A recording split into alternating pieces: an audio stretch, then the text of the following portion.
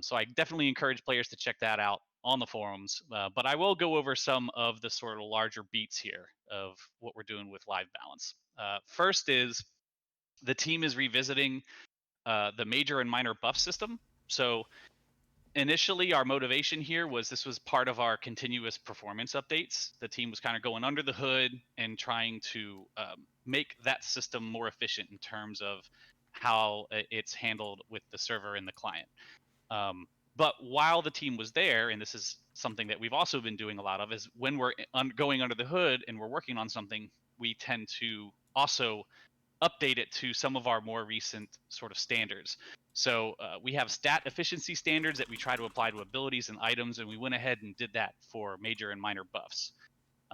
And also, we added a entirely new buff to the game. A new one of these buffs. It's called Brittle. I'll talk about it in a little bit. But I the don't next think we major mentioned area, that in the preview, Brittle. did we? Oh, actually, I yeah. don't think I we think. did. I don't think it was in there. Oh, in the combat preview, I can't Yeah. remember if it's in Yeah. there. But the next kind of major area the team focused on for this update was critical hit and penetration. Those two systems. So normally, items and buffs in the game give you either weapon crit or spell crit. Mhm. We've effectively merged those into a single stat here. So we call it just critical chance.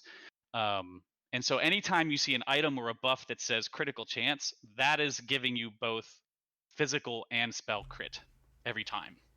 And so the team is also went through and started auditing all of the sources of crit in the game, like looking at where it can be acquired, and did a little bit of tweaking on how that's accessed, how available it is, and what kind of opportunity costs you have to pay to get it. This is actually part of a larger effort. Excuse me. This is part of a larger effort that won't be fully complete in this update. You'll see more in the next major update, which we're not talking about today. But this is kind of the first part of a larger set of changes that are coming. And so uh, we did the same thing with penetration. I mentioned critical hit and penetration. Same thing with penetration. It's just penetration. You get both physical and spell. Um, and you will see the details of that again in the patch notes on Monday.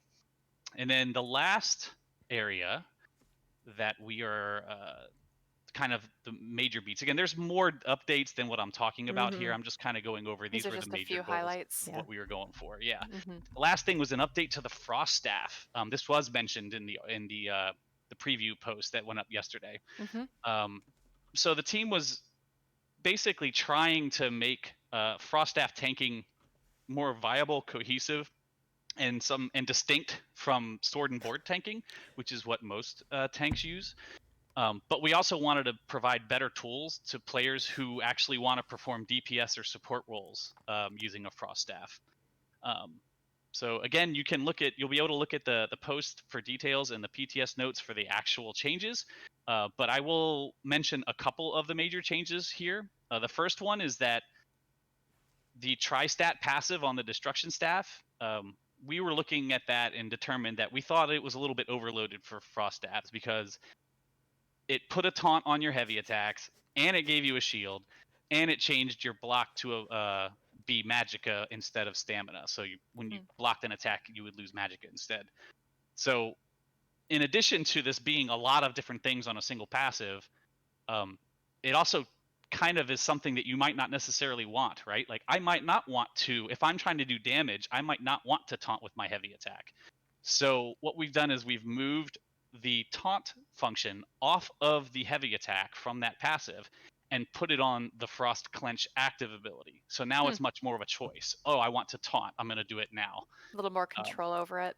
And you can do it faster because the ability is executed faster than the heavy attack. Mhm. We also increased the shield though to like make to sort of continue to keep the power of Trifocus up. The team is beefing up the actual shield you get for that passive. The other change is what I mentioned earlier is a new buff called Brittle. So this is currently a buff I'm pretty sure that can only be applied while you are using a frost staff. And how it works is if you apply the chilled status effect to an enemy and you're using a frost staff, in addition to putting minor maim on that enemy, it will also apply minor brittle. And what minor brittle does is it increases the critical damage taken by that character. So it, That's a nice again, this is a synchronization. more damage focused sort of change, so that it isn't just about being a tank with the frost staff, right? A little more DPS utility there. That's cool. Yeah, and Yeah, so everything that Rob's talking about, we go into a little bit more detail in the preview. It's on the forums. I think it's stickied in the combat and character mechanics section from Brian Wheeler. So again, all of this will be detailed out in the patch notes on Monday, the PTS patch notes. So be sure and give your feedback.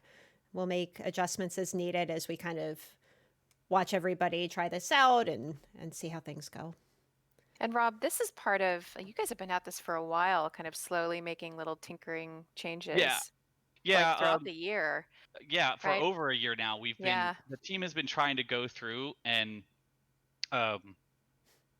it's just about applying standards. It's about looking at all of the sources of power in our combat system, where all the things come from, and trying to like make more sense of it so that we understand what the formulas are better and have like more control over how easy it is to get one thing or another in a more universal way. Like if I want to get more crit, if I want to do more damage, if I want more health, like so the team's been slowly. It's not a thing you can just do in one update because there's so much stuff in the game. So we've been taking it out chunk by chunk every update, and this won't be the last one. There will be more coming in the future. But it is getting to a place now where we have a better handle on it. Like I know it doesn't always necessarily seem that way when we're constantly changing things, but there is a method to the overall plan. seeming madness. Yeah. So yeah, that's the main things. It's update. It's the major and minor buff update. The critical hit and penetration sort of stat crunching, and then the frost staff update were like kind of the big three. There are a few other updates. I think there's some class balance stuff in there, but those were not the focus of the update. Yeah. And the preview actually ended talking about some Battlegrounds changes we're making to queuing, which is kind of cool. So you can actually, give me just a second, make sure. If you want to bring up my my screen there, Gina. Oh, sure. Yes, we announced. So back in update 25, we started an experiment. At that time, I don't know if everyone remembers, but at that time, we had just recently relaunched a built from the ground up activity finder, like the matchmaking system and queuing system. We were still like sort of stabilizing it and getting everything working correctly. And one of the things that we decided to do was run an experiment on Battlegrounds. And how that worked is we basically got rid of the ability to group. It's a solo queue only. And so we've had that for almost 3 updates now, like 3 cycles now. And what's the goal of that test? And the intent of that was also to kind of observe how players would respond to it, not just in terms of, I mean, we watched the feedback, but also watching how players were engaging it, watching how quickly matches would get made, checking sort of the competitiveness of like the people's skill ratings on the background, all those types of things. And at this point, we're now ready to move on to the next phase of this kind of experiment. And so we are re-adding the normal queue back in, but we're still keeping the solo queue. So what this means now is when you go to the activity finder for Battlegrounds, you can pick random battleground. So this is like the old normal queue. You can queue in any size. You can queue solo, 2, 3, or 4 players. But there's also still a solo battleground, which you can only queue solo for. And in order to try to make sure that we're keeping queue times down in competitive matches as healthy as possible, we're actually removing the ability to select game type. So you can't like pick deathmatch or crazy king or anything like that anymore. And the reason for this is that every time that we add another type of queue or selection like that, it's fragmenting players. And when Mhm. you fragment, that means that you're likely, increasing their queue times, or you're creating matches that aren't as necessarily competitive in terms of skill ratings, or both.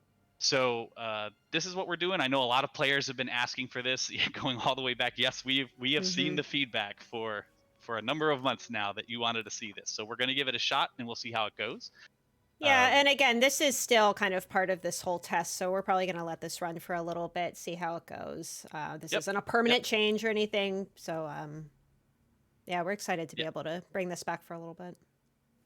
I, So I with this, can't stress enough. Ultimately, our goal is we want, like, when you're playing a battleground, what is it that you want, right? I want to get it. You want to get into a game quickly, Mhm. and you want it to feel fair, right? And so yep. that's always the challenge with matchmaking. And so a lot of the stuff we're doing is we're experimenting with different things. We're gathering data.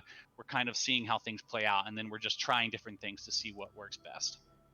And with this method, it will only be split once, basically. People who join the solo queue will only join other people who have joined the solo queue, and people Correct. who join the group queue will only join people who were in the group queue. Yes, if you queue for the solo random battleground, you will not. Everyone in your game is also a solo player. Hmm. Um, so So yes, it keeps what we had with the original test, but also brings back in the ability to like play with your guildmates or play yep, with your significant other if you Right. want. yep. Like it is not lost on us that people really want to be able to play with friends. Yeah. And so yeah, we're gonna give this a shot. Um, So you have some other stuff that you wanted to show off in game, right? oh And yes, this is absolutely. again internal server. This isn't live yet, but it will be coming to Yep, PTS yep. on I Monday. did throw a ice heart set on just for Outcast. I know it's his favorite. So um, so yeah, we got some UI quality of life features coming here in update 28. So again, this is base game. Everyone gets this. Um, the first one is uh, it's specifically for crafters, and specifically people who like to do writs. So I don't know how many times you've been doing a writ, and you're like, go to your journal, and you select Oh your my writ, god. and then you go to the crafting station, and you enter your crafting station, and then you're like, oh man, what was I supposed to make What again? And then was you it? got to pop out, and then you got to look at it. I know PC players probably use add-ons to get around this, but guess what? Those of us playing on console don't have Rob, I that. feel so called out right now. Um, so what we've done is, for starters, we have, when you now go to a writ station and you actually have an active writ quest in your journal, you'll start to notice a couple things. Right off the bat, here on the left, you'll see that it actually shows the writ that is appropriate for the station you're at, and tells you what you need to make. On top of that, you'll notice there's some new features here. We have filters now over on this side. And let's say it's, oh, well, I want to make sure that I have the items, that I have the knowledge to craft those items, and that I only want to see the ones for the quests that I'm making. And it filters it down for you. So you only see the things you need, so you can very quickly go through and craft the items that you want. And for those who are curious, uh, you'll notice in here I have a master writ for the Cold Harbor's favorite, and I just happen to, isn't that amazing? I happen to have a Cold Harbor's favorite it's almost station in my house it's here. almost like we planned this. Yeah. Um, and it works for that too. So this is a clothing station, which means I could do either of my writs. So it actually has both. So you can click on which one you want to focus on. And when you come over here, it'll actually update based on which quest you've activated. And for people who are curious, yes, this also works With gamepad. with the gamepad. Nice. Uh, where is it? Such a nice quality of life Oh, feature, I have the wrong especially for thing people selected. who There it do is. Hmm. writs on multiple characters every day. Yep. Yeah. So, yeah, you'll be able to do this now, both on PC and console. Um, I know I like to do writs, so I am very pleased about this as well. Yes. Team did a good job with it, but there's more. We also have gone in and on our inventory screen, you will start to notice some new things. Excuse me. First off is that we have some new filters here. When you select a category like weapons or armor or whatever, there's now subcategories. So if like, oh, I only want to see my two-handed weapons, or I only want to Yes. see Good. Thank my you. medium armor, right, or light armor. So we have that. Additionally, there's a text search. So if I'm like looking for the lusty Argonian maid Matzi, I can just type in the characters and it finds it for it now. Yeah. And Super helpful. this again will also work on the gamepad. Additionally, it works with your bank and your guild bank. So now you can search for all these things. You can find items much easier now. Again, something PC players are probably like, yeah, I use add-ons for that, but not everyone uses add-ons, and the PlayStation and Xbox players, this will be something that'll be very helpful for them. Especially if you constantly have a full inventory and bank like me. Where's the one thing? So it's funny that you What would mention a full great inventories. segue. Because the last thing I want to talk about here is a brand new feature to the game that we've never talked about before. All you viewers watching right now are getting like the first look at this. Here's the scoop. Outside of ZeniMax Online Studios. Big news. So we are introducing a new system with Update 28 called Item Set Collections.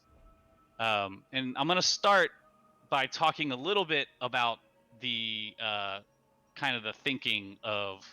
Oh, sorry. Let me bring that back up. Rob chat's freaking out. That's okay.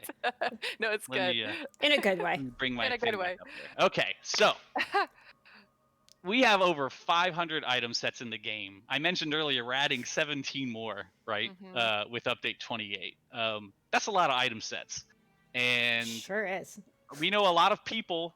You know, Elder Scrolls players, what do they like to do? They like to hoard stuff, right? We all like to collect stuff and Yep. keep it in our bags and Guilty. our boxes and our banks, everything. So we know that players want to be able to hold on to these sets for a number of reasons. One of which is because, you know, when we're constantly doing these balance updates with combat, sometimes it might be like, ooh, I want to like try this set now, but oh man, I deleted that set and now I have to go refarm it, right? Or I have to go digging through my inventory to figure out where it is, and meanwhile it's taking up a bunch of inventory space, right? So what we have here, what I'm showing on the screen, internally we like to refer to this as the sticker book. And what it does is anytime you bind an item to your character, it gets added to this sticker book also. And when this goes live on Update 28, when you log in a character, it'll go through all your items, look at what's bound to you, and it will automatically add it to this system. Now I know So you're on. probably- Sorry, we're all excited here. Go ahead. When we are on PTS and everybody will be able to test this out. This is for the base game. You will have to log into each of your characters in order to kind of unlock everything. I'm not sure if that's how it's going to be on live too. Once this goes live, I believe it will be that way on live. Okay. But yeah. So when you log in, it'll go through your items. It looks at what's bound. Again, it has to be a bound item. So, excuse me. You'll notice here with the sticker book, it actually also serves as kind of almost a sourcing reference inside the game that we haven't had before, right? Because now, let's say I want to look up,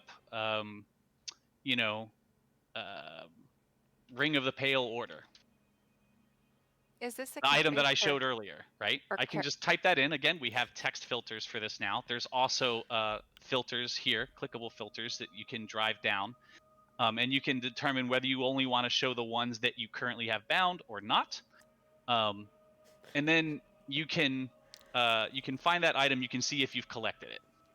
Now, when you have collected an item, what that means now is you can safely get rid of that item, either by, I guess, maybe selling it to a vendor or deconstructing it, right? You won't be able to trade it to another item once it's bound, but you can safely get rid of it. Like, I'm not going to be using this anytime soon, but I've collected it now. It's in my sticker book.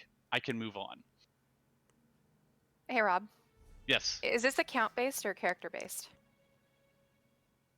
I want to say it's character-based, but I can't remember. That's something. Check it on PTS on Monday. Yeah. Sounds player testable. So what I'm going to do here, to say. I'm actually going to go back to here. I'm going to get rid of. We actually just got confirmation from Rich on the side. He's messaging us. He's saying it's account based. So. Oh, it is account based. Yes. Yes. See, now I'm going to get scolded by Rich on Monday. He's watching. So, why didn't you know that? It's fine. right. It's fine. That was a question There's a that lot kept coming- here. Yeah, So, that was a question that kept coming up in chat, so that's good that we can answer that. So, I'm gonna, for example, here I'm gonna show you how this works. I'm sitting here looking at the Deshaun Overland zone sets right now, and you'll notice Mother Sorrow is at the top here. I haven't collected any of it yet. So, but it just so happens that I have some Mother Sorrows in my bag. So I'm gonna go ahead and equip the helmet. That's gonna bind it to my character. I get the message saying that I've collected that item now. I go back to my collections menu. By the way, it's in the general collections menu on PC. That's a U key. It's the rightmost tab here. We call it sets. And now you will see it's got a marker on it that it's new, that I have collected that set item. Now, once I have collected a set item, I can safely delete it. So I'm going to go ahead back to here. I'm going to remove it. And I'm going to go to this crafting station and deconstruct it.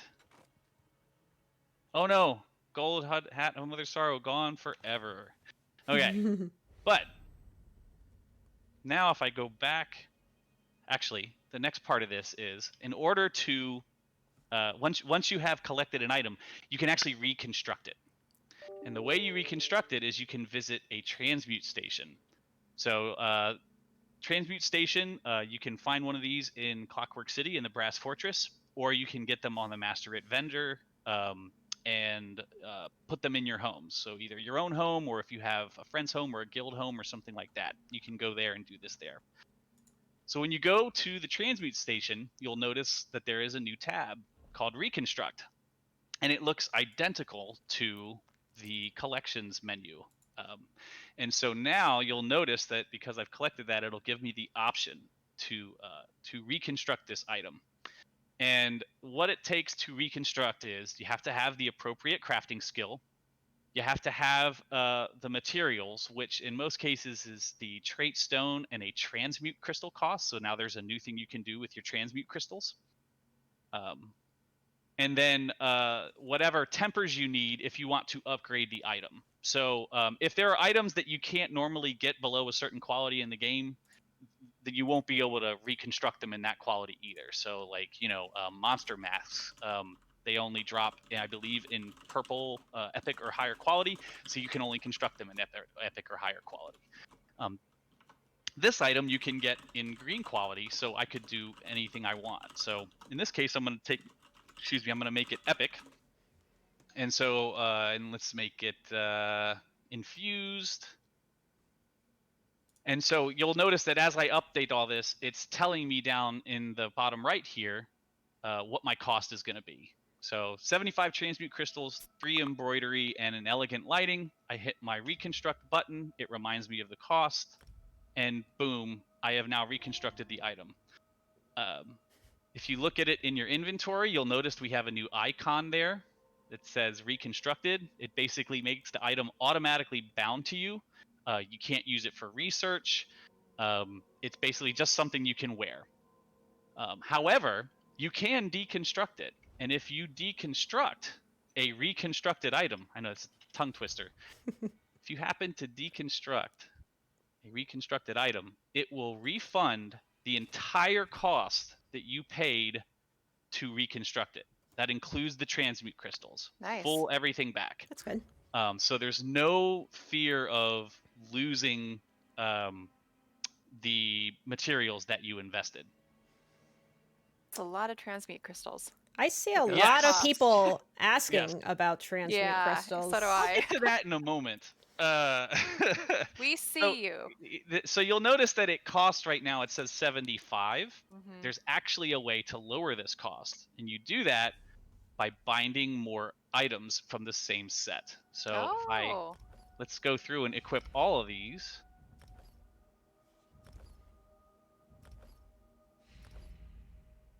I'm going to get a bunch of messages saying I bound them all. Mhm. And now when I go back to here, the cost has dropped to 60.